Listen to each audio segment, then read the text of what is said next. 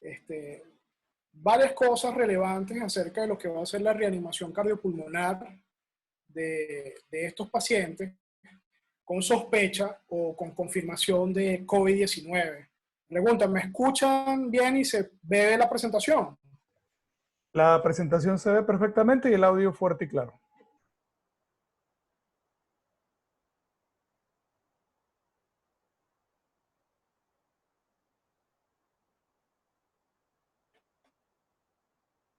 Vamos a comenzar.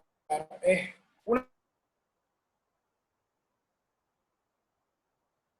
de las cosas que tenemos que tener en cuenta en la reanimación cardiopulmonar de pacientes, ya sea confirmados con COVID-19 o con van a cambiar algunas, y vamos a hacer algunas actuaciones puntuales que ya se eventuales para la práctica de estos pacientes. Siempre que hablo de RCP, me gusta empezar con un poquito de introducción histórica, porque es como darle un homenaje a todos esos maestros que nos han dado todo lo que el día de hoy sabemos y todos esos caminos que hoy, gracias a Dios, los vemos fáciles, pero en un primer momento a una persona se le ocurrió. Yo siempre le pregunto a las personas, ¿quién ha hecho un curso de RCP? Y muchísimos me dicen que yo, o me levantan la mano. Pero cuando les muestro esa foto y les pregunto, ¿quién es esa persona? Muchas personas se quedan mudas. Esa persona que ven allí se llama Peter Safar. Peter Safar es considerado el padre de la RCP moderna y también el padre de la anestesiología, la medicina crítica, y ha sido un hombre bastante pionero en la parte tanto hospitalaria como prehospitalaria. En la parte hospitalaria, Peter, vamos a hablar un poquito de él rápidamente, nació en 1924 en Austria,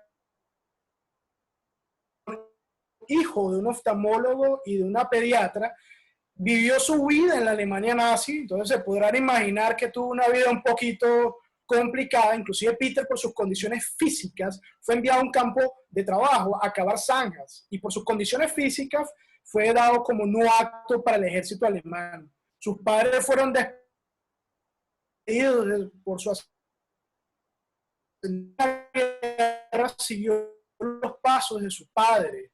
Estudió medicina primeramente en Europa y posteriormente se especializó en cirugía y anestesiología en Estados Unidos. Es allá donde empieza a hacer sus primeras investigaciones y nos saca del oscurantismo donde estábamos antes. Esa foto que ustedes ven allí era más o menos como estábamos. O sea, no teníamos ni idea de qué hacer o cómo reanimar a esas personas que carril, otro lo colocaban en un caballo. Describió la técnica de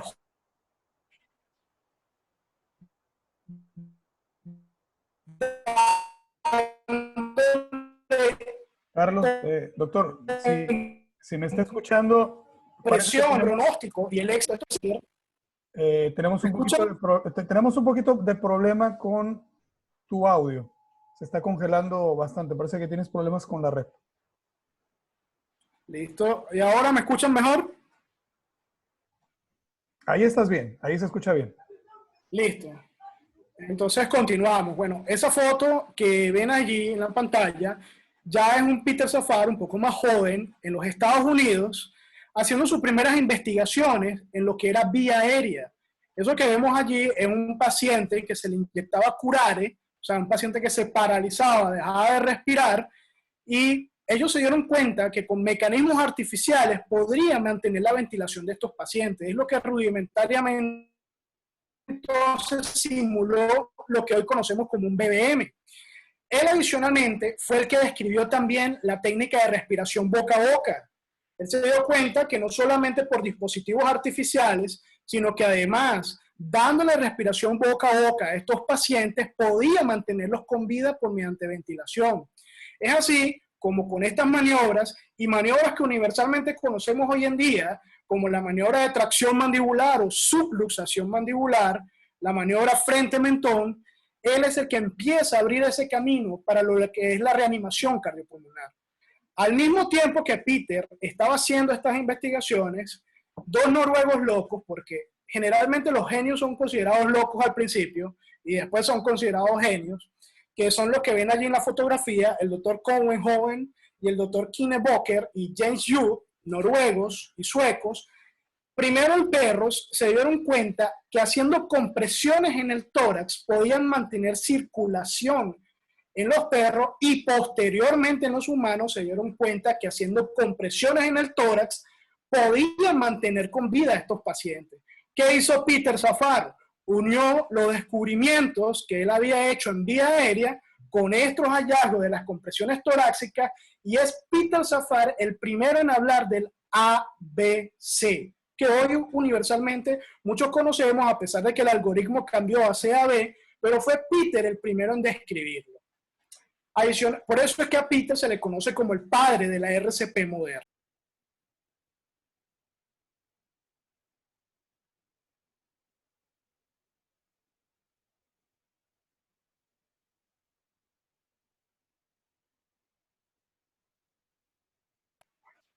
Esta es una fotografía también icónica de la medicina.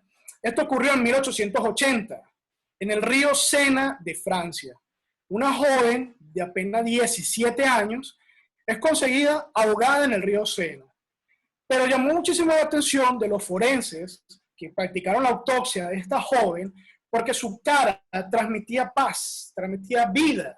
Esa cara de esta joven, conocida como Annie, sirvió de inspiración para un juguetero noruego que Peter Safar, por la inquietud de decir, mira, esto de hacer RCP hay que enseñárselo a todo el mundo. Le encomendó a este juguetero en Noruega hacer una muñeca de tamaño real para practicar RCP. Y se inspiró en esta máscara que se hizo de mucha moda en los principios de 1900 y finales de 1800, y diseñó lo que hoy conocemos como la muñeca Annie. Y por eso es que a Annie la conocemos como la mujer más besada de la historia, porque es la cara que usamos mundialmente para practicar reanimación cardiopulmonar. Es importante saber esto porque siempre hay que tener presente de dónde venimos para saber hacia dónde vamos, y por eso siempre me gusta empezar estas charlas y estas conferencias de RCP con esta pequeña reseña histórica. Yo una vez terminado, ahora sí vamos a entrar en tema a lo que nos compete el día de hoy. Fíjense, todo lo que vamos a hablar el día de hoy no lo está hablando la empresa Safety Pro, Carlos Zapa. Vamos a basar todo lo que vamos a hablar el día de hoy en medicina basada en evidencias. Vamos a basarnos exactamente en 3 papers que resumen gran parte de lo que la opinión de los expertos actualmente en cuanto a COVID-19. Las guías AHA en la reciente actualización enfocada en pacientes COVID-19, el consenso británico también de RCP en pacientes con COVID-19, la guía catalana de recomendaciones de RCP en pacientes con COVID-19, y esta excelente revisión con la cual cerraremos la conferencia del día de hoy de los pronósticos o los resultados de paros cardíacos en pacientes con neumonía por COVID-19.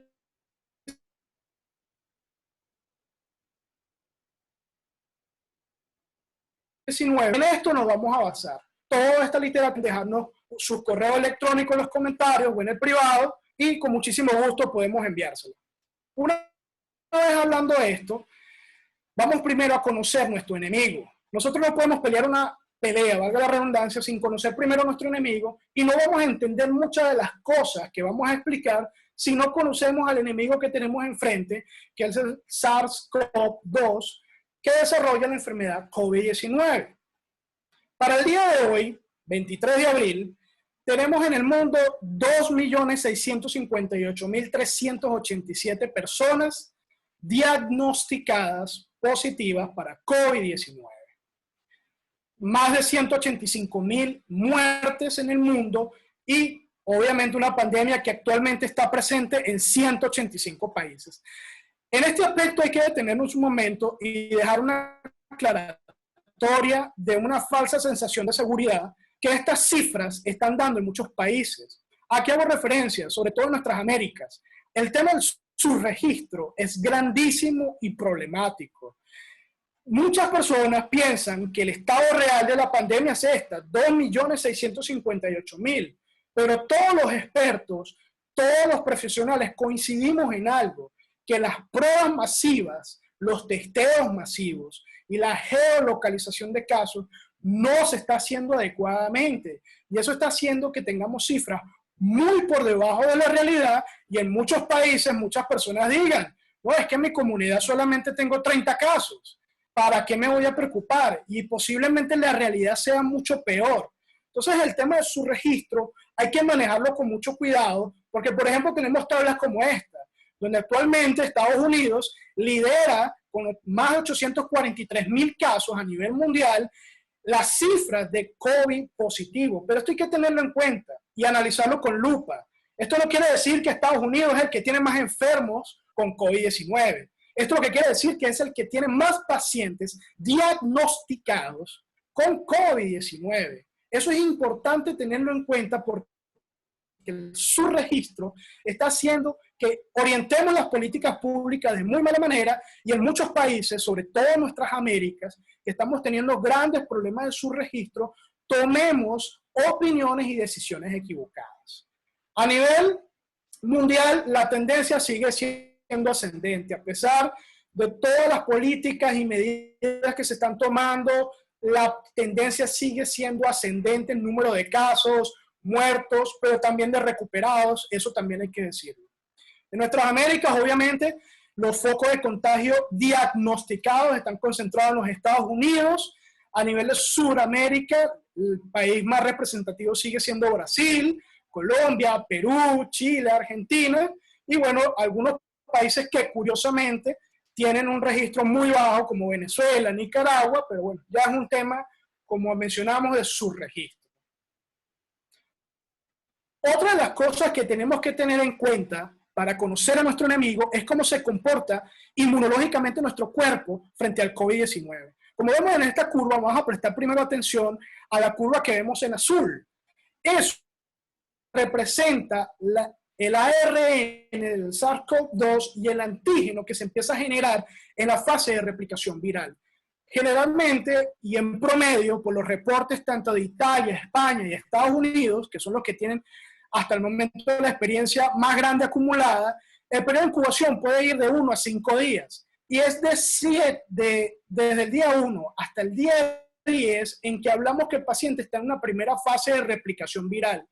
Y fíjense que la IgM, que es ese anticuerpo que se genera, esa inmunoglobulina que se genera, empieza a ser detectable desde el día 7.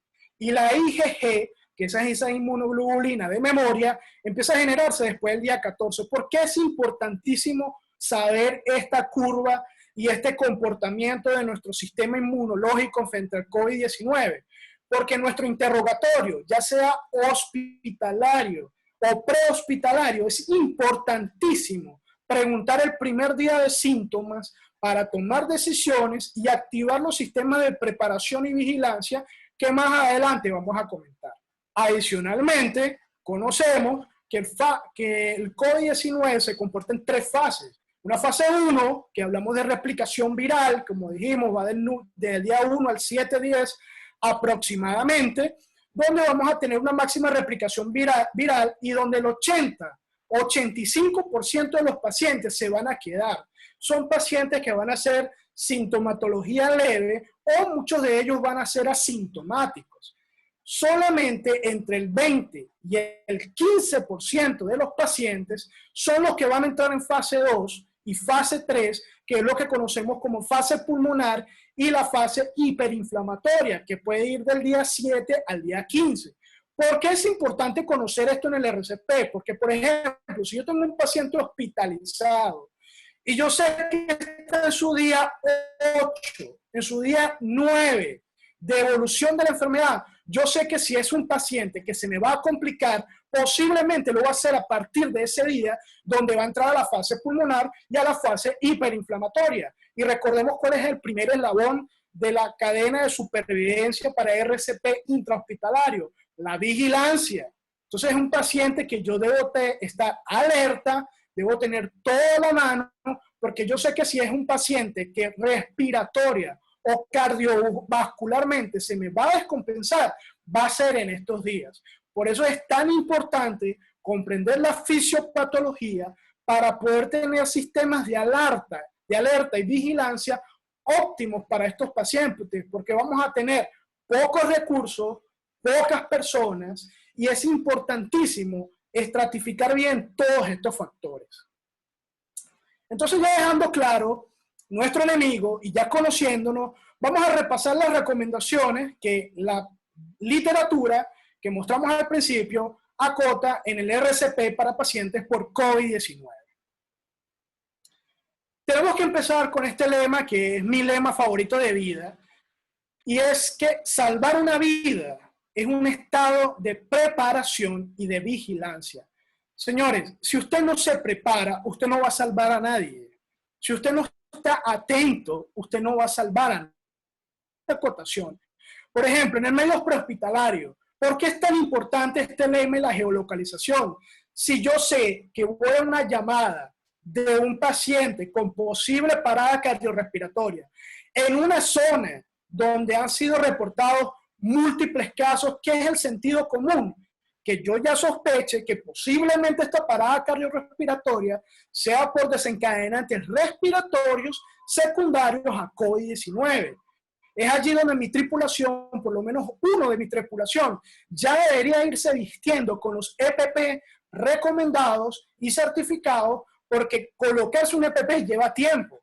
Y algo que tenemos que tener en cuenta es que por cada minuto que yo retraso la maniobra de reanimación cardiopulmonar, aumenta la mortalidad 10%. Eso quiere decir que cuando yo llegue a la escena y realmente diagnostique que tengo una parada cardiorrespiratoria, yo tengo que estar listo para iniciar por lo menos las compresiones compresiones torácicas correspondientes EP ya colocados, y ya mis otros compañeros sin tanta presión pueden irse colocando los EPP. Eso es un pequeño ejemplo de la vigilancia, son fundamentales. Hay que repasar nuestros algoritmos, ensayar, entrenar, agarrar nuestros maniquíes y hacer simulacros en nuestros hospitales, trabajos para poder estar totalmente listos a esta contingencia. ¿Qué nos recomienda la baja? La telecomunicación es importante.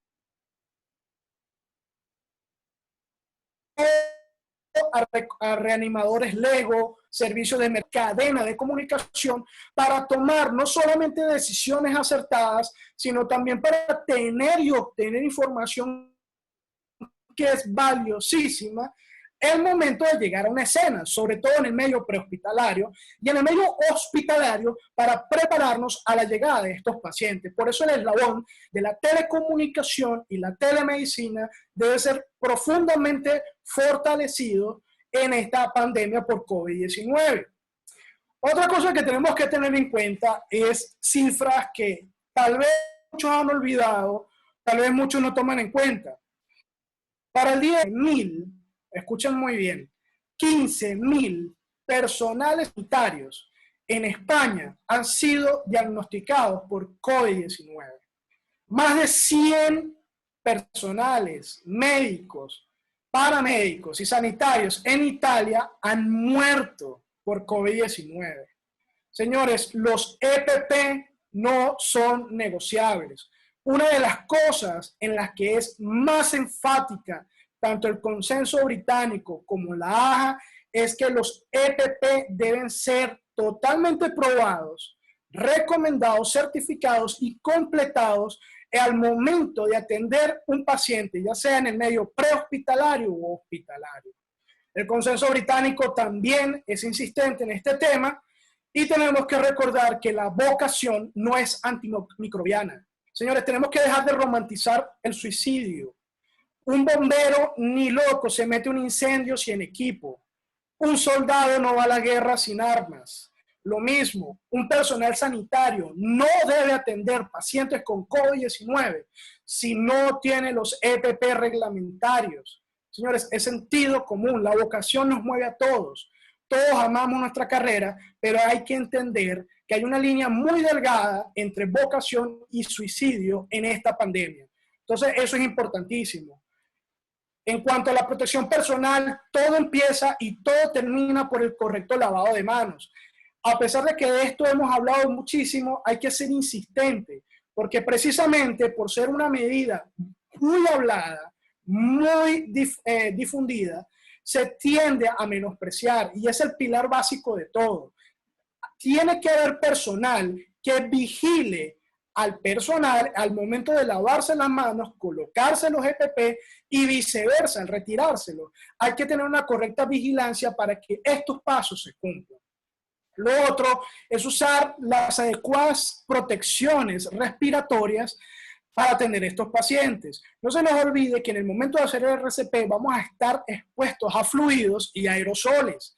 Por tanto, nuestra protección debe ser máxima. Tenemos que usar respiradores de grado N95, FFP2 o FFP3, que son los recomendados actualmente tanto por la Organización Mundial de la Salud como el CDC. La mascarilla de grado médico, que es esa azul que conocemos, la vamos a reservar, es para los pacientes sintomáticos o para ese paciente que en parada cardiorrespiratoria vayamos a asistir. Si soy un reanimador LEGO, tenemos que recordar que los reanimadores LEGO deben realizar solamente compresiones, only hands. A ese paciente que solamente le vamos a hacer compresiones, debemos colocarle estos tapabocas de grado médico para tratar de evitar en lo posible la generación de aerosoles que puedan contaminarme. Y lo mismo aplica en otras situaciones que vamos a hablar más adelante.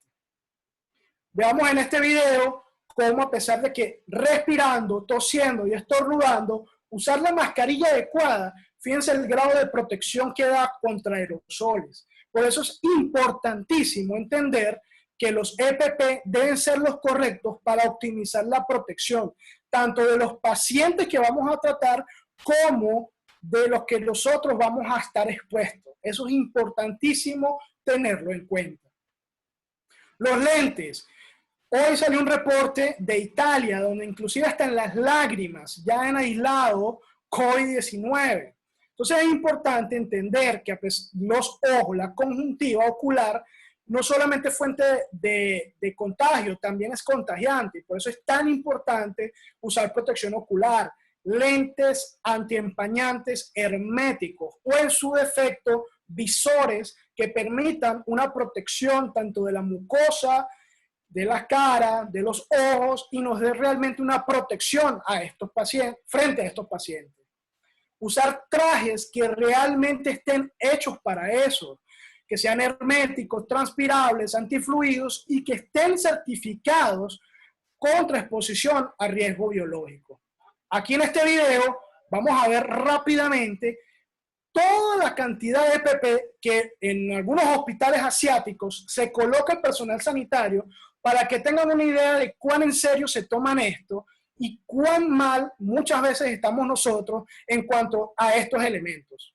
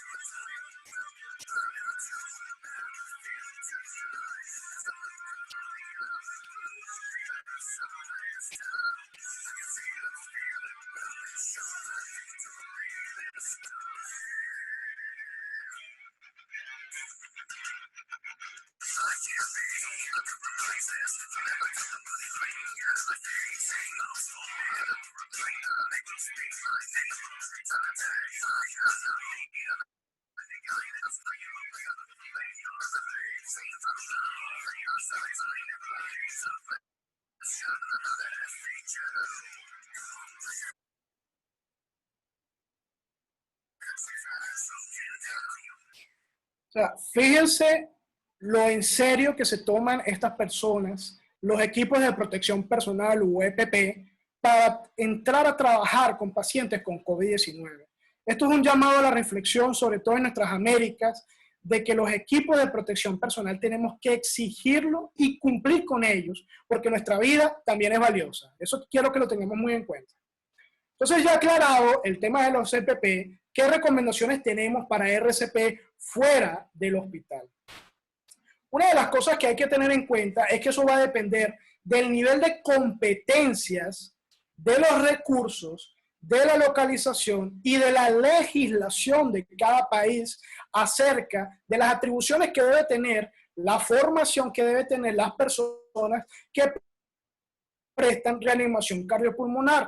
Ya que en las Américas cuesta muchísimo tener una política unificada con respecto a esto. Una de las cosas que tenemos que tener, y es muy presente fuera del hospital, es que antes de iniciar las maniobras de reanimación cardiopulmonar es importante aislar nariz y boca del paciente para minimizar en lo posible la contaminación o exposición por aerosoles, porque durante las compresiones torácicas vamos a producir exhalación en estos pacientes y puede haber expulsión de fluidos y aerosoles que pueden ser peligrosos para nosotros. Por eso es importantísimo colocarle a los pacientes, así solamente hagamos un RCP, only hands o solo manos, tenemos que colocarle estos cubrebocas a los pacientes. ¿Qué recomendaciones dan ellos? Bueno, recomendaciones universales que muchos sabemos para nosotros, que ya conocemos la mayoría de nosotros.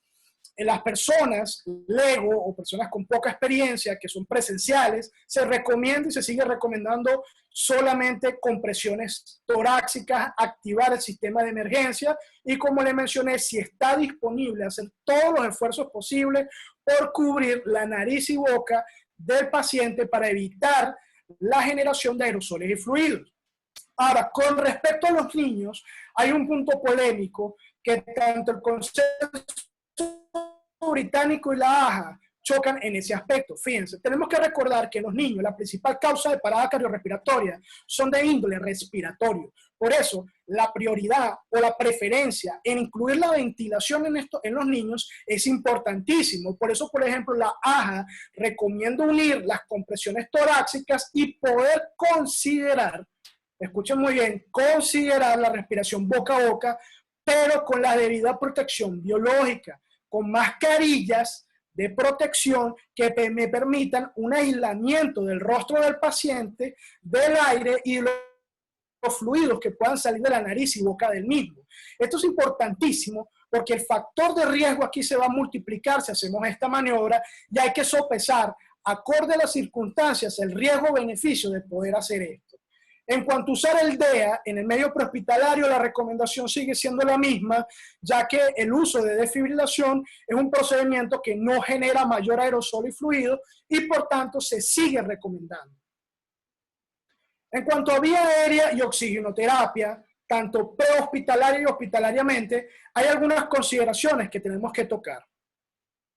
La AJA, en una de las cosas que es insistente en todos los dispositivos que ella recomienda, ya sea un BBM, una máscara laringea, un tubo endotraqueal, es el uso de los filtros tipo EPA. Ya en la siguiente presentación vamos a hablar de qué son los EPA, pero es importantísimo incluir estos filtros, ya sea en los dispositivos BBM, en los dispositivos supralóticos, en los tubos endotraqueales, para minimizar lo máximo posible el riesgo de aerolización cuando usemos ventilación por presión positiva en estos pacientes.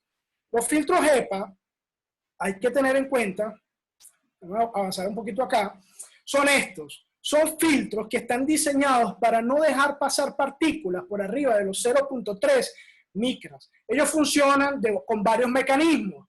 Funcionan por intersección, como estamos viendo en el lado derecho, en partículas menores de 100 nanómetros, por impacto en partículas mayores a 1 micra y por difusión a partículas menores de 0.1 micras. Recordemos que el diámetro del COVID-19 es entre 0.3 y 0.5 micras. Por eso es que los filtros EPA son los recomendados para usar en dispositivos y en todas aquellas interfaces que vayamos a usar en el paciente cuando manipulemos la vía aérea o lo conectemos a ventilación mecánica. es importantísimo que sea un filtro EPA, porque lamentablemente hay muchísimas imitaciones en el mercado que no cumplen las mismas funciones, y en estos tiempos de pandemia, lamentablemente, muchas personas se están aprovechando de la necesidad y están fabricando estos filtros sin la debida certificación, y es importantísimo que la cumplan. Si usamos dispositivos que no son invasivos, como por ejemplo la oxigenoterapia pasiva, ¿qué recomendación damos? Usar la interfaz que usted elija, por ejemplo, lo que vemos ahorita en la presentación, una mascarilla con reservorio de no reinhalación, y arriba de la mascarilla le colocamos la mascarilla de grado médico. Eso me va a asegurar la oxigenación del paciente de forma pasiva y adicionalmente cubrir nariz, boca y interfaz para minimizar en lo máximo la generación de aerosoles. Eso es importantísimo, ya que usemos dispositivos no invasivos o usemos dispositivos invasivos usando los filtros tipo EPA. Vamos a ver en este video por qué es tan importante usar los filtros EPA. En la parte de arriba van a ver un paciente que es ventilado con un BDM sin EPA, y en la parte de abajo van a ver un paciente ventilado con BDM conectado a un EPA. Fíjense la grandísima diferencia en cuanto a control de aerolización. Miren la cantidad de aerosol que genera sin EPA en la parte superior. Y miren dónde está cayendo. Sobre el tórax del paciente, donde en teoría van a estar las manos del segundo reanimador que va a hacer compresiones torácicas. Fíjense el riesgo de usar estas interfaces, estos dispositivos sin filtro. Ahora miren en el video de abajo cómo el paciente recibiendo ventilación con BDM, pero conectado a un EPA, fíjense que la cantidad de aerosoles que se genera es mínima. Por eso es importantísimo usar la técnica adecuada para generar un buen sello con la máscara, un buen tamaño de máscara, y usar un filtro tipo EPA. Miren cuánto disminuye el riesgo de aerolización. En lo posible, en el medio prehospitalario, que intubación. Recordemos que la intubación nos expone al máximo aerosoles. Los supraglóticos son dispositivos que no nos exponen tanto, son fáciles de colocar y son accesibles para personal con una corta curva de aprendizaje. El dispositivo supraglótico que más recomiendo es la máscara laringea iGel. ¿Por qué la recomiendo? Porque a pesar de que la máscara laringea de vieja generación o el King-Tube son algunas opciones muy buenas, estos dispositivos, los que estoy mencionando, máscara laringea tradicional y el King-Tube, de una u otra manera no hacen un sello completo. Y eso me genera fuga peribucal, y a pesar de que yo conecte ese King-Tube, esa máscara laringea tradicional a un filtro EPA, siempre voy a tener cierto nivel de aerolización peribucal que me expone. En cambio, la máscara laringea iGel ha sido múltiplemente probada que es uno de los dispositivos supraglóticos que mejor sello hace. Eso me garantiza que junto con un filtro tipo EPA tengo la menor cantidad de aerolización con un dispositivo supraglótico. Ahora, si me toca intubar, ya sea por una circunstancia extraordinaria a nivel hospitalario, regla número 1, quien hace la intubación debe ser la persona de más experiencia. ¿Por qué? Porque la intubación es posible y se debe asegurar el éxito en la menor cantidad.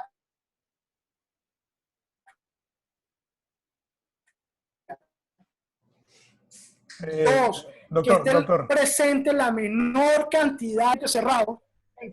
Doc, si puede repetir desde el inicio de esta diapositiva, porque tuvo problemas con el audio, por favor.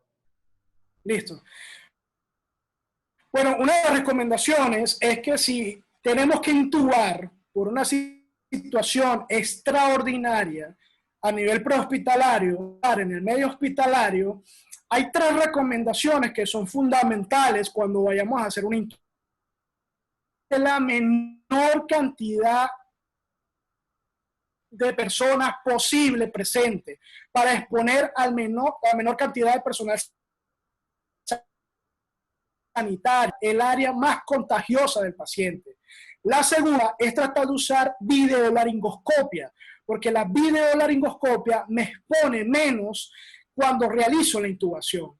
La tercera es que quien haga la intubación debe ser la persona de más experiencia, porque la intubación debe ser lo más corta posible y tratar de hacerla en la menor cantidad de intentos posible. Si no tenemos un videolaringoscopio, porque yo entiendo que muchos hospitales no lo tienen, una opción, como vemos en esta fotografía, es hacer una intubación tradicional, pero si prestan atención al tubo endotraqueal, miren cómo está conectado un extensor y en su punta tiene un filtro tipo EPA con un tapón. ¿Eso qué me ayuda?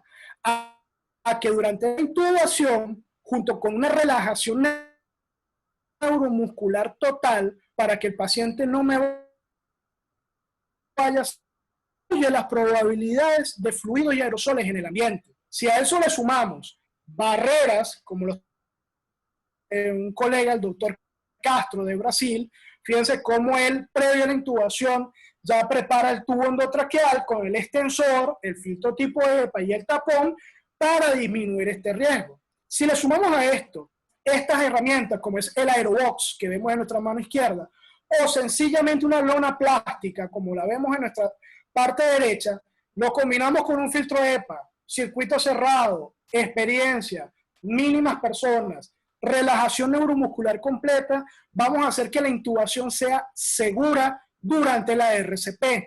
Y algo en lo que insiste la AJA es que, a diferencia de lo que veníamos acostumbrados, aquí vamos a tratar de hacer prioritaria la intubación con dos objetivos: aislar y asegurar la vía aérea de una vez por todas para minimizar el riesgo y aumentar el éxito de la RCP.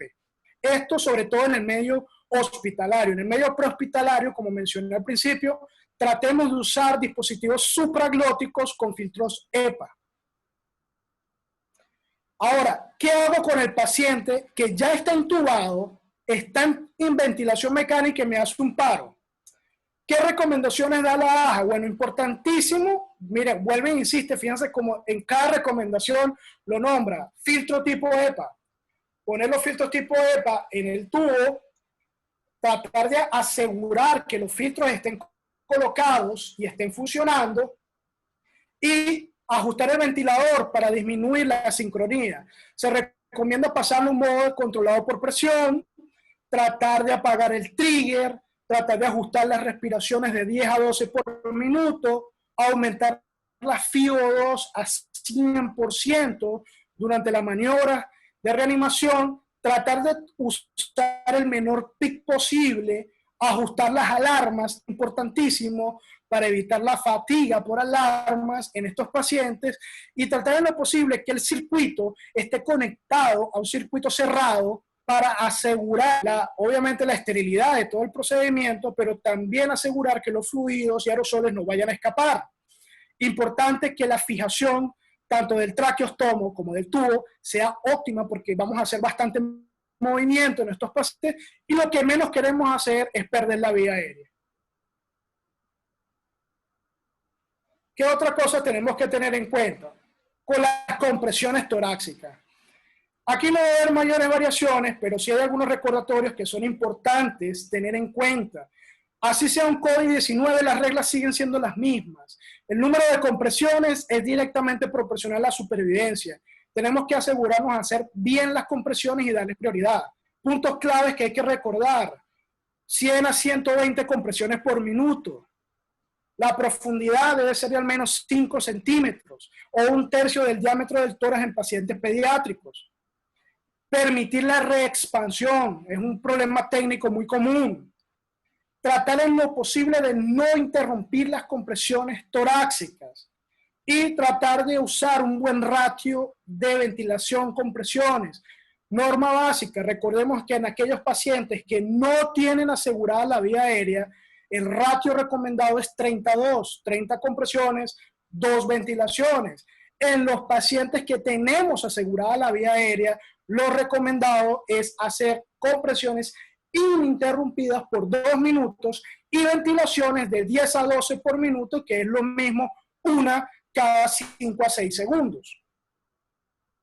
Ahora, aquí sí la AJA hace una recomendación un poco más permisiva de lo que estábamos acostumbrados.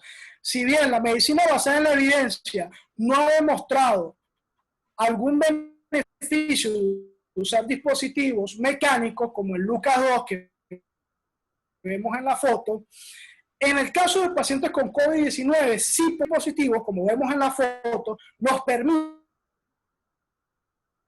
exponer la mínima cantidad de personas.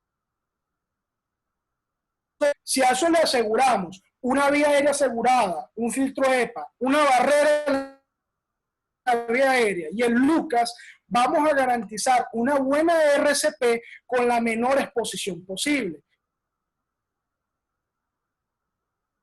Aquellos tengan la herramienta, probablemente dispositivos mecánicos, si se cuenta con ellos. Ahora, ¿qué pasa si el paciente está en prono? Aquí también me quiero detener un momento porque ha ocurrido mucha especulación con respecto a esto. Miren, ¿qué dice la AJA? Vamos a empezar por allí y tenemos que hacer una acotación. Miren, los que trabajamos en terapia intensiva, primero hay que acotar que el prono no es algo nuevo. En las unidades de cuidados intensivos, tenemos una problemas maniobra que nuevamente usamos con su muchísimo audio. en pacientes los que menciono. ¿Cómo? Tenemos nuevamente problemas con el audio en esta parte. Sí, bueno, lo que hablamos es qué hacer con los pacientes que están en prono y paro. Estaba comentando que los que elaboramos en terapias intensivas, sabemos que un paciente en prono es un paciente demandante física y mentalmente por toda la complejidad de cosas que hay que hacer con él. Y adicionalmente, un paciente que ya está en prono y en ventilación mecánica invasiva, tenemos que entender que ya el pronóstico de ese paciente empieza a ser malo y reservado. Es importantísimo saber hasta dónde yo factiblemente puedo hacer una RCP eficaz en estos pacientes y entender la complejidad de estos pacientes. ¿Qué recomienda la AJA? Mira, la AJA es muy hay evidencia que demuestre un beneficio, la evidencia es muy débil, es anecdótica. Y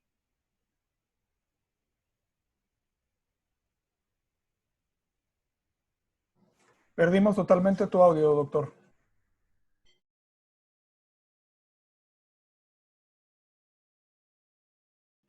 Parece que se desconectó el doctor Zapa. Vamos a darle unos minutos para que se reconecte. Mientras tanto, les comento que sus preguntas están ya identificadas, tanto quienes están realizándolas en Facebook como en la plataforma de Zoom. Adelante, doctor.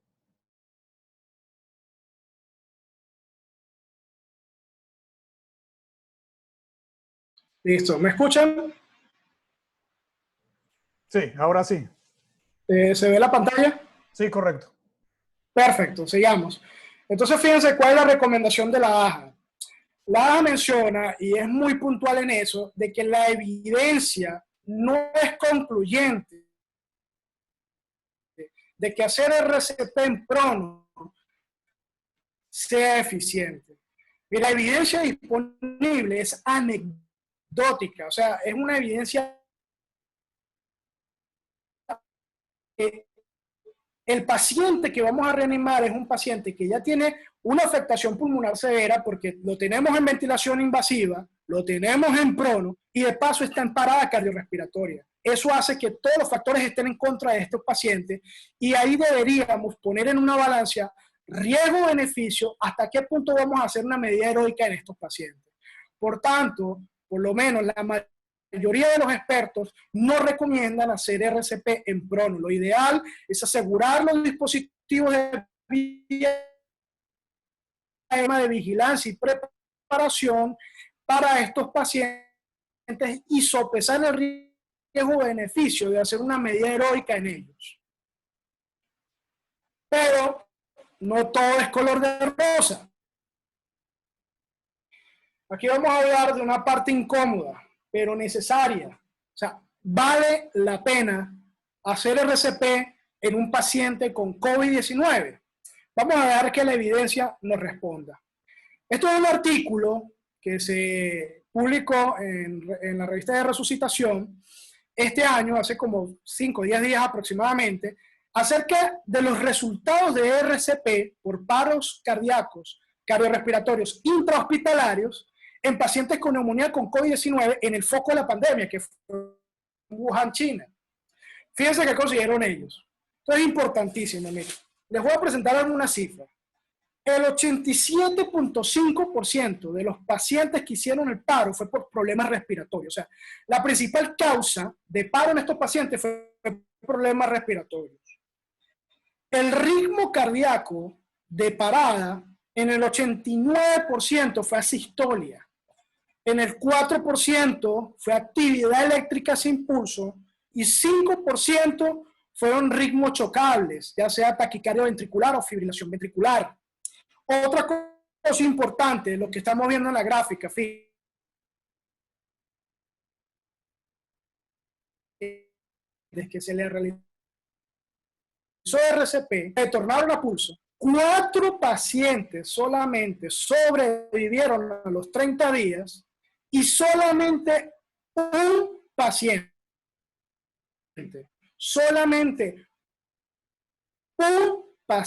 de 136 tuvo un resultado neurológico favorable posterior al RCP. Este estudio, que es bastante sólido, nos llama a una reflexión importante. ¿Por qué? Estamos frente a una pandemia donde vamos a tener una gran masa de pacientes, pocos recursos, poco personal, fatiga del personal, y hay que poner sobre un riesgo-beneficio, una balanza, si es o no es prudente hacerle RCP a un paciente que me haga una parada cardiorrespiratoria secundaria, una neumonía por COVID-19. No lo estamos diciendo nosotros, lo está diciendo la estadística, lo está diciendo la evidencia de hasta el momento el estudio más grande documentado en este aspecto. Eso es importantísimo tenerlo en cuenta. Son decisiones que nadie quiere tener. Mire, yo como médico detesto que un paciente se me muera. Es una de las cosas más desagradables del mundo, pero eso va a pasar. Y hay que entender que posiblemente si yo destino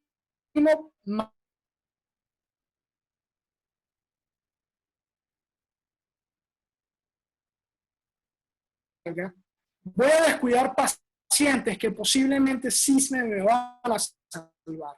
Son decisiones basarlas en estas estadísticas. Lo que hemos hablado en los algoritmos. Nuevamente tenemos problemas con tu audio, doctor. Vamos a darle unos minutos para que se reconecte.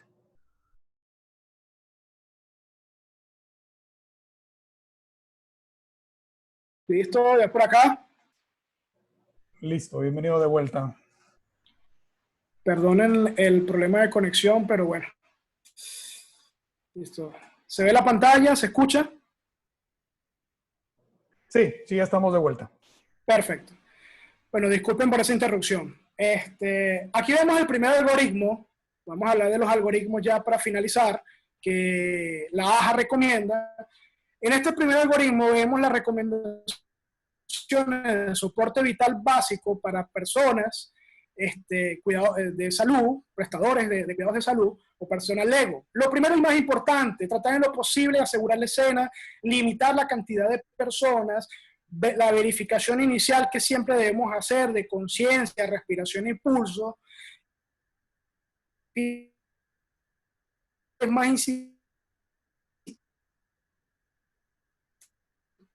asegurar el verdadero ratio de compresiones 32, y si vamos a usar dispositivos ventilatorios o interfaces, usar en lo posible filtros que me protejan, que bueno, ya lo hemos hablado. En cuanto a la reanimación, de usar el DEA, siguen siendo básicamente las mismas que todos nosotros conocemos. Este es el algoritmo de soporte vital avanzado para pacientes adultos con paro cardiorrespiratorio por COVID-19.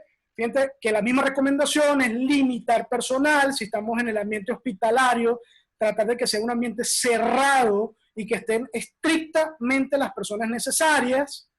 Considerar si es o no prudente iniciar el RCP, y empezamos viendo si hay un ritmo chocable o no chocable. Como vimos en el primer estudio, 89% de los pacientes hacen ritmo no chocable, o sea, hacen asistol sin pulso, y priorizar la intubación, porque lo que mencionábamos al principio, ¿qué buscamos? Aislar la vía aérea y asegurarla para minimizar la cantidad de fluido y aerosoles. De allí en adelante seguimos el algoritmo que todos conocemos: compresiones por 2 minutos, verificar ritmo, adrenalina cada 3 a 5 minutos, u administración de otras drogas como no lo consideramos y conocemos. Este es el algoritmo pediátrico, donde hay un punto controversial que mencionamos, donde hacen la sugerencia sobre un riesgo-beneficio, si es posible con filtros. Y el algoritmo de soporte vital avanzado, que todos conocemos, empieza por lo mismo: limitar personal, empezar el RCP, favorecer la ventilación y oxigenación con filtros o dispositivos o interfaces que aíslen fluidos, y reconocer ritmo. Repetimos, 89% por la estadística son pacientes que van a hacer asistolia o actividad eléctrica sin pulso, y lo demás es priorizar la intubación, como vimos en el adulto, y el algoritmo que todos conocemos. Muchísimas gracias y bueno, quedo atento a sus preguntas. Muchísimas gracias, doctor. Bastante interesante la exposición y sobre todo bien documentada. Y esto ha abierto, ha hecho un parteaguas y ha generado bastantes preguntas. Debo hacer mención que hemos llegado a un total de 223 asistentes al webinar, 123 a través de Facebook Live y 104 a través de Zoom. Así que le voy a pedir de favor a Francisco Montes de Oca, por parte de Sismo Corporation, me ayude con las preguntas que se están haciendo a través de Zoom, y yo voy a hacer las preguntas que se están generando a través de Facebook Live. Así que adelante, Francisco. Hola a todos, buenas noches, saludos desde Ecuador.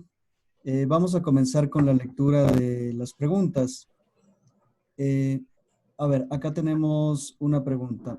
Si la maniobra de RCP pretende realizar de forma mecánica la respiración del paciente, esto involucra la entrada y salida... Disculpa, ¿puedes volver a repetir que no escuché al principio? Ok. Si la maniobra de RCP pretende realizarse de forma mecánica la respiración del paciente, esto involucra la entrada y salida del área de oxigenado y la salida de monóxido de carbono. ¿Por qué se dice que hay que tapar boca y nariz? Sí, eso es importantísimo tenerlo en cuenta dependiendo del entorno y quién haga el RCP. Si tú tienes asegurada la vía aérea, lo ideal es usar un filtro en estos dispositivos. Ahora, si eres un reanimador LEGO, que es el argot que se usa en personas con poca experiencia, que no son sanitarios, recuérdense que la mayoría de los estudios y la medicina basada en evidencia ha demostrado que lo que realmente va a salvar la vida y lo que va a aumentar la sobrevida de estos pacientes es la calidad y cantidad de compresiones torácicas. Por eso se prefiere o se da importancia y prioridad a dar buenas compresiones torácicas y aislar la vía aérea de estos pacientes con mascarilla para asegurar que la aerolización no se realice, obviamente mientras llega la ayuda y llega personal que pueda hacer maniobras que puedan asegurar la vía aérea e iniciar las ventilaciones. Pero siempre y por siempre la prioridad, tanto a nivel prehospitalario y hospitalario, es dar compresiones de calidad. Y eso va a depender, o repito nuevamente, de quién haga la RCP y el nivel de competencias que tenga esta persona. Gracias, doctor. Vamos a comenzar con las preguntas en Facebook Live. Leonardo Mendoza pregunta, ¿la mascarilla de RCP se puede usar o hay riesgo de contaminación? Tienes que colocarle un filtro tipo EPA para usarla, porque el filtro que tradicionalmente traen ellos va a depender de la casa comercial.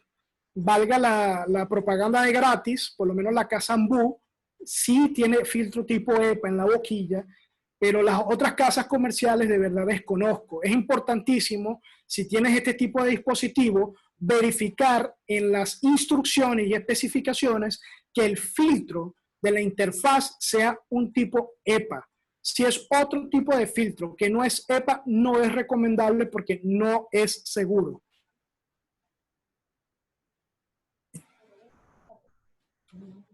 Adelante, Francisco. Tenemos otra pregunta de Edixon. Para el ámbito prehospitalario, si se presenta el caso donde se deba prestar RCP a una persona, ¿qué se debe hacer en cuanto a la prevención? En cuanto a la prevención,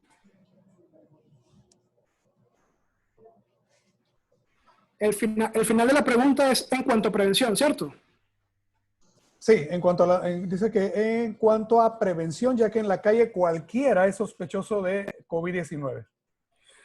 Listo, las recomendaciones siempre son las mismas, tratar de limitar la cantidad de personas en la escena, la cantidad de reanimadores en la escena, aislar la vía aérea de ese paciente, tratar en lo posible tener dispositivos de barrera, por eso es tan importantísimo el lema que les puse al principio, que salvar una vida es un estado de preparación. Si usted se dedica a esto, sea la rama que sea de personal sanitario, desde un médico, un paramédico, usted siempre debe estar listo. Por lo menos cargar un par de guantes, cargar un tapaboca, cargar un dispositivo de barrera que en un bolso muy pequeño puede caber, son herramientas que sin duda en ese momento me van a ayudar antes de iniciar la RCP y durante la RCP. Es importantísimo activar el sistema de emergencia porque es lo que me va a garantizar que llegue rápidamente las personas equipadas y preparadas para darle el soporte que esta persona necesita. Gracias, doctor. Jennifer Facebook Live hace dos preguntas. Una dice, ¿filtros tipo HMNEF pueden usarse con igual efectividad? Y su segunda pregunta es, ¿qué tipo de extensor usan para conectar el tubo orotraqueal con el filtro EPA? Sí, en cuanto al filtro tienes que verificar, porque hay varios tipos. Tienes que verificar que la capacidad de filtrado sea menor a 0.3 micras. Filtrados mayores a eso no van a funcionar y no van a servir para estos pacientes. Con respecto al extensor, usamos un extensor convencional de los que usamos en ventilación mecánica y en máquinas de anestesia. Tratar en lo posible que ese extensor no sea tan largo, porque recordemos que todo lo que esté por arriba de la boca del tubo aumenta el espacio muerto y es algo que tenemos que limitar. Adelante, Francisco. Tenemos otra pregunta. En el caso de falta de insumos médicos o de que el equipo que mencionó durante su presentación para garantizar la seguridad del rescatista, ¿qué alternativas se podrían utilizar para realizar el RCP? Mira, esto es importantísimo dejarlo claro. No tener los equipos de protección personal te va a exponer a contagiarte. Es importantísimo. Miren, improvisar nunca sale bien. Y es fundamental, es obligatorio que exijan sus equipos de protección personal.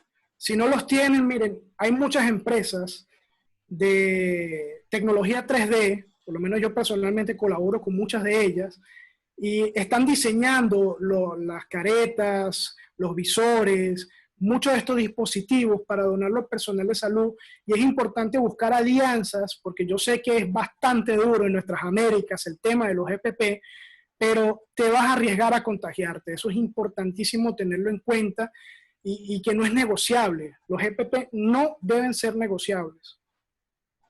Gracias, doctor.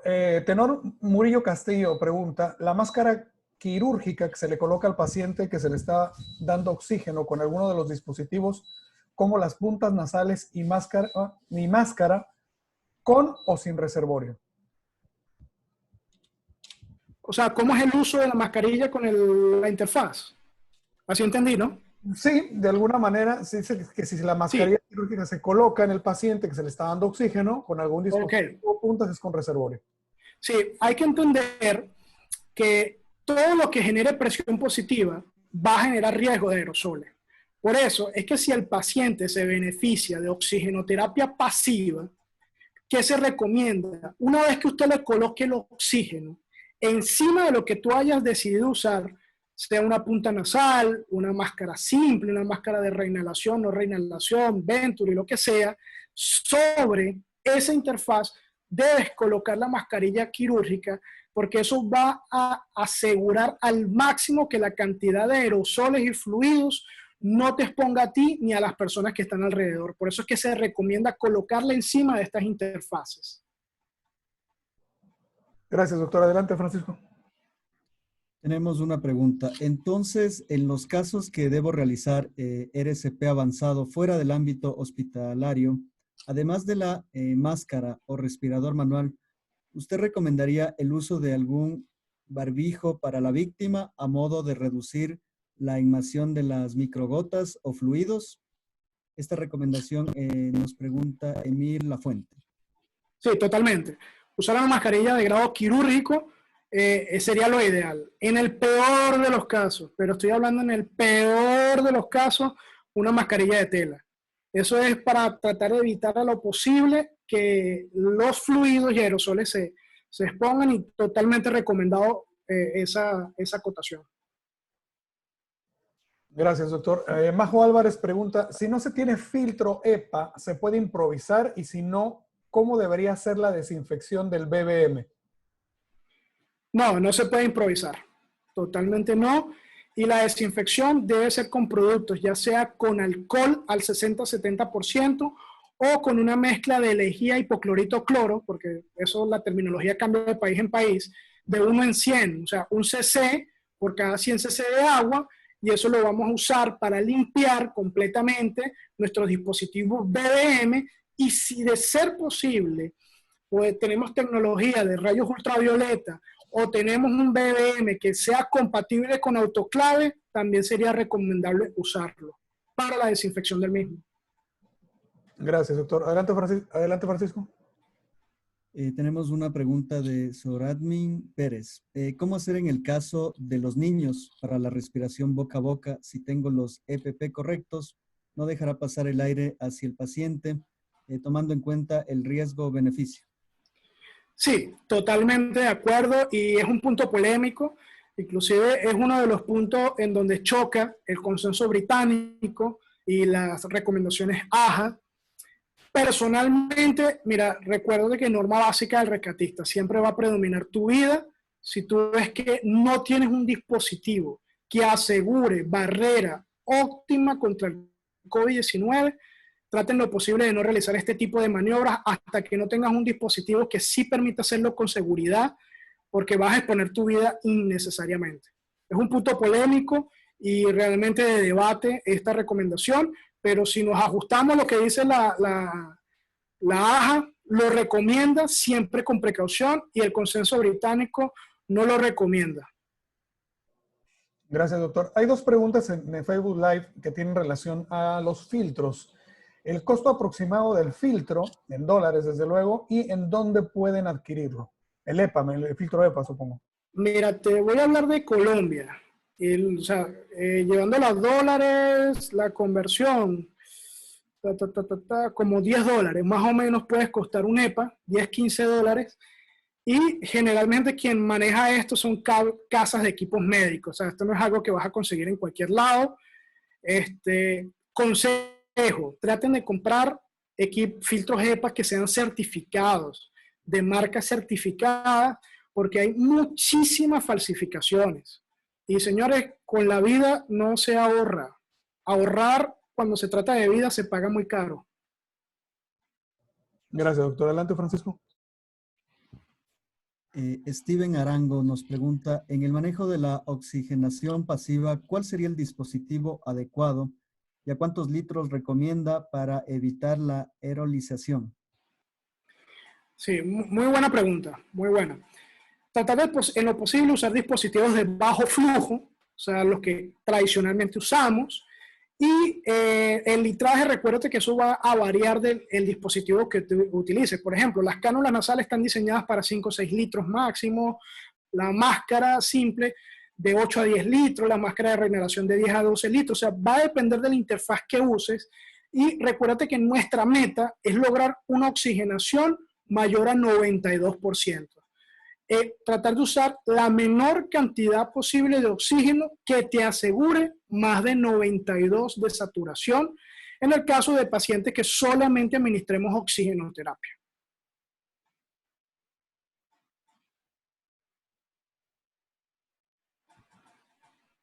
Gracias, Juan. ¿Quiere saber su opinión considerando la baja tasa de casos en niños referente a las consideraciones de la AHA en cuanto a respiración boca a boca? Mira, es una opinión muy personal, eso quiero dejarlo claro. Yo no lo haría. Yo no lo haría, pero daría importancia a las compresiones torácicas mientras llega la ayuda.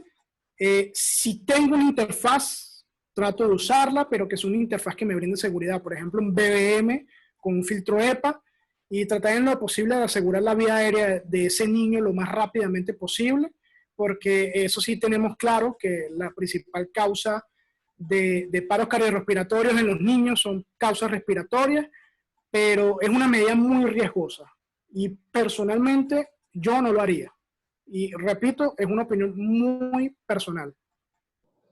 ¿Existe algún estudio que avale el uso del filtro en intubación tradicional sin videolaringoscopio? Repito, por favor, disculpa. Dice la pregunta, ¿existe algún estudio que avale el uso del filtro en intubación tradicional sin videolaringoscopio? Mira, un estudio que avale usar eso como tal no lo vas a conseguir. Como todo en el COVID-19 se basa en recomendaciones de expertos, en consenso, porque estamos aprendiendo todos los días de esta enfermedad. Lo ideal, la recomendación óptima de la AHA, los británicos, el CDC, OMS, es usar el videolaringoscopio. E inclusive, si usas videolaringoscopio, igual deberías ponerle el filtro tipo EPA al tubo endotraqueal o en su defecto cualquier cosa que lo ocluya, inclusive hasta una pinza, porque lo que tú buscas con esa oclusión es que una vez que entre en la luz traqueal el tubo, disminuir las posibilidades de que fluidos y aerosoles salgan al ambiente antes de empezar la ventilación, ya sea con un BBM o con un ventilador mecánico. Entonces, la recomendación de la laringoscopia tradicional con filtro es porque realmente yo sé que no todos los hospitales de Iberoamérica tienen videolaringoscopio, entonces son importantísimos tenerlo en cuenta. Ahora sí que recomiendo, porque es muy barato y muy fácil de hacer, los Aerobox, esas cajas acrílicas. Les recomiendo, traten de tener unas 3, 4 en su centro asistencial, porque eso sí ha demostrado en varios modelos experimentales y clínicos ser muy eficiente a muy bajo costo. Aquí hay una pregunta interesante de Champi de Alba en Facebook Live. Dice, se supone que todos los dispositivos de vía aérea, desde la mascarilla Pocket y la BBM, tienen membranas que evitan que pasen partículas a pacientes. Recuerda que la membrana va a funcionar como un dispositivo para favorecer la inspiración y expiración, pero no filtra partículas. No va a filtrar, como vimos en el video de la presentación, el BBM solo deja salir muchísima aerolización. Y el BBM sí o sí en pacientes con COVID-19 debe usarse con filtro tipo EPA. Cristian Carvajal pregunta, ¿la maniobra de RCP Pro no es exclusivamente hospitalaria? Sí, es exclusivamente hospitalaria y repito, la evidencia es muy pobre. O sea, de que funcione, la evidencia es muy, muy, muy pobre y hay que sopesar el riesgo-beneficio de si este paciente realmente, suena duro decirlo, pero hay que decirlo, vale la pena hacer el RCP por la situación clínica en la que ya está y la estadística, como vimos en el último estudio que revisamos en la presentación. Bien, la causa de los paros cardiorrespiratorios ocurren más por el uso de la hidroxicloroquina o por la complicación de la enfermedad. No, básicamente la revisión que mostramos de los 134 pacientes de Wuhan, el 84.9% de los pacientes fue por causas respiratorias. Asociadas a hidroxicloroquina hay muy baja reportes hasta el momento, posiblemente haya muchos más, pero publicados hay una muy baja tasa de reportes. Y con respecto a la hidroxicloroquina, mira, hay que tener en cuenta algo. No podemos satanizar una droga por un efecto secundario. Como todas las drogas, deben ser usadas con juicio clínico, sopesar riesgo-beneficio, electrocardiografía, evaluación previa y ver si realmente el paciente se beneficia o no de esta. Pero en la estadística de Wuhan, el 84% fue por problemas respiratorios propios de la enfermedad. O sea que ya la tasa ventilatoria y de oxigenación era tan mala que lo llevó a un paro cardiorrespiratorio. El otro porcentaje fue por causas cardíacas, como vimos, el 89% por asistolia, 4% por actividad eléctrica sin pulso y un 5% por ritmos chocables como taquicardias ventriculares o fibrilaciones ventriculares. Bien, ya las preguntas de Facebook Live han concluido, así que vamos a continuar con 3 preguntas más solamente de Zoom para dar por concluida la ponencia. Francisco, si me ayudas, por favor. Mauricio Martínez pregunta, para el tema específico del personal de bomberos, ¿qué recomendaciones puede aportar al momento de tener contacto con las personas? Ya que si bien es cierto, se tiene todas las medidas de precaución, no en todos los servicios se atiende pacientes. Y cualquier persona puede ser sospechosa de COVID-19. ¿Qué nos podría recomendar, doctor? Me encanta esa pregunta porque allí vamos a tocar 2 cosas. Por eso es tan importante el tema de los test masivos y de la geolocalización. Lo que mencionábamos al principio de la conferencia. Si tú como rector de salud no sabes cuántos casos hay realmente y no sabes dónde están, tú vas a andar a ciegas por la calle, así como muy bien hacerle en la pregunta. Yo no sé quién es COVID. Yo voy a asumir que todo el mundo es COVID positivo. Y eso no es el deber ser. El deber ser es que yo tenga una política de testeo masivo y de geolocalización de casos que me permita, por ejemplo, que si me voy a tal barrio, yo ya tengo la data de que, no, mira, en ese barrio hay 50 personas positivas por COVID-19. O sea que hay altas posibilidades de que esa persona que me hizo el paro sea por culpa de eso. Y esa data ya me da la información para yo prepararme e ir listo para no exponerme y darle lo mejor al paciente. Por eso es tan importante el tema de los testeos masivos y la geolocalización de casos. Y con respecto a los EPP, insisto, no son negociables. Si usted va a salir a la calle, a la primera línea de batalla, debe cargar EPP y debe exigirlo. Es como ir a la guerra sin fusil. Así de absurdo es ir a ver un paciente sin EPP. Tenemos que exigir los EPP. Gracias, doctor. Acá nos piden, de favor, si puede repetir cuál es la proporción de soluciones de hipoclorito con agua y con alcohol para desinfección de bolsas manuales de respiración o equipos de atención prehospitalaria. Sí, mira, esa es una solución que no solamente te va a servir para eso, te va a servir inclusive si lo preparas masivamente hasta para limpiar la ambulancia y todos los equipos que hayas usado, superficies que hayan estado en contacto, obviamente que no se vayan a dañar con esta solución. Aquellas cosas que no le puedas colocar esto, usas alcohol al 60-70%.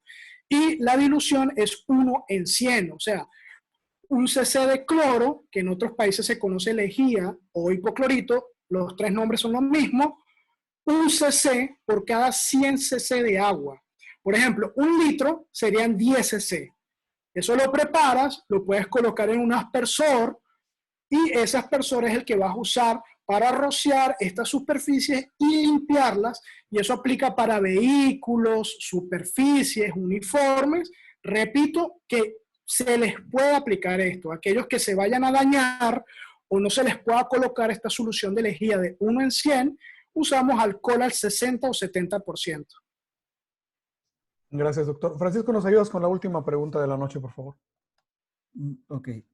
Gustavo Moya, los extensores, por ejemplo, el micro BBM, ¿aumentaría el espacio muerto anatómico? ¿Qué repercusión tendría en un paciente con PCR en aspecto prehospitalario? tanto como evitar mayor contacto con el paciente y en el desarrollo de la resucitación? Sí, mira, el uso de los extensores te va a ayudar y te va a dar una seguridad de que te vas a distanciar del paciente, pero en el caso, por ejemplo, si usas ventilación mecánica, tienes que asegurarte de que el volumen que está llegando al paciente es el correcto, las presiones y todo lo demás.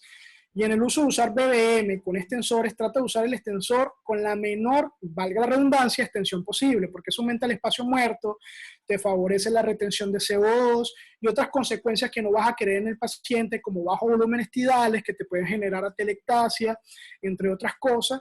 Y es por eso recomendable no usar extensores tan largos en la medida de lo posible. Es una medida de protección, pero tampoco podemos abusar de ella.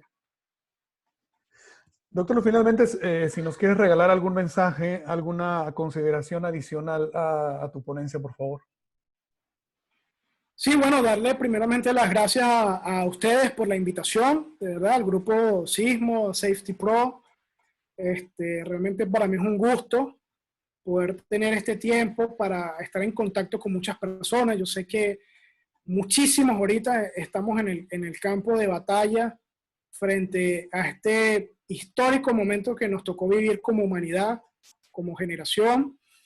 Y mi invitación es precisamente a eso. Mira, uno de los mayores errores que no solamente los docentes podemos cometer, sino cualquiera, es asumir que el que está frente a mí sabe lo que yo sé. ¿Por qué hago esto? Miren, no importa el espacio, no importa la persona y no importa el medio, tratemos de educar lo máximo posible a la mayor cantidad de personas posible. Así tengamos que enseñarle desde lavarse las manos, porque cada persona que nosotros eduquemos, cada persona que nosotros formemos, va a ser un agente de cambio para luchar contra esta pandemia. Tenemos que entender que esto nos ha sobrepasado a todos. Inclusive países desarrollados están de rodillas contra el COVID-19. Sistemas sanitarios como el español, que tiene años siendo valorado como el de los mejores del mundo, está de rodillas. Nosotros como latinoamericanos tenemos que entender que si no nos unimos, si no sumamos esfuerzos, no hacemos iniciativas como esta, no vamos a poder con esta lucha. El pico de pandemia para Latinoamérica se estima para la primera semana de mayo, o sea, la próxima semana, es la estimación de la Organización Mundial de la Salud y es donde vamos a ver la verdadera cara de lo que nos espera. Por eso les digo, sean la diferencia, saquen lo mejor de ustedes, paciencia, resiliencia y sobre todas las cosas recordar que la gente buena somos más y tenemos que generar el cambio y sumar para ganar esta batalla que sí o sí la vamos a ganar. Te agradecemos infinitamente la posibilidad de haber contado con tu presencia y con compartir con nosotros tus conocimientos. Evidentemente se han quedado bastantes preguntas por fuera y aprovecho el momento para indicarles que esta no será ni la primera ni la última vez que tengamos de invitado al doctor Carlos Zapa. Así que a nombre de Safety Pro Panamá y de Sismo Corporation, Carlos, infinitamente muchas gracias y esperamos contar contigo en próximos webinars. Por supuesto que sí, totalmente a la orden. Y bueno, muchas bendiciones. Cuídense mucho, cuiden a los suyos, quédense en casa y lávense las manos. Buen punto, el último y muy importante. Muchas gracias a todos los que se conectaron a través de Zoom y a través de Facebook Live. Esperamos contar con su presencia en próximos eventos. Muy buenas noches y gracias a todos.